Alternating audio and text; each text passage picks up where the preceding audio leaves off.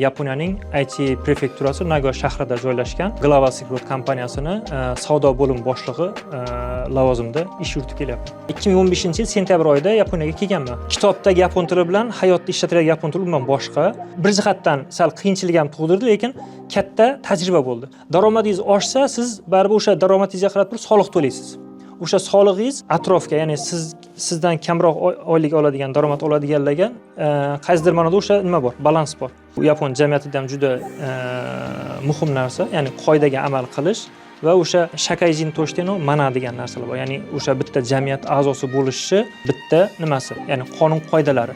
Va o'sha qanaqa narsani qilish kerak, qanaqa narsani qilmaslik kerak va qay darajada, qay yo'sinda, qay tartibda qilish kerak degan narsalarni o'sha yerda ancha asosiy narsalarni o'rgandim deb o'ylayman.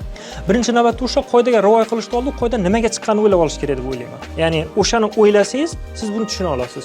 Lekin 100% bu degani Yaponiyada hamma qoidaga ya'ni amal qilish kerak-ku, lekin hamma qoida ham 100% to'g'ri tuzilgan deb aytib bo'lmaydi. Vaqtga amal qilish, atrofdagi odamlarga, ya'ni meva degan narsa bor, xalaqit qilmaslik va o'shanga o'xshagan eng oddiy qoidalar bor. Bu jamiyatdagi eng oddiy qoidalar. Eng birinchi navbatda o'shani o'rganishdan boshlash kerak. Qozonga yaqin yursang qorasi yuqadi degan maqol bor o'sha. Ya'ni kelgan paytda qoidalarni bilish kerak va atrofingizga yaxshi odamlarni yig'ish kerak yoki bo'lmasam yaxshi odamlar yig'ilgan joyga siz borib qo'shilishingiz kerak.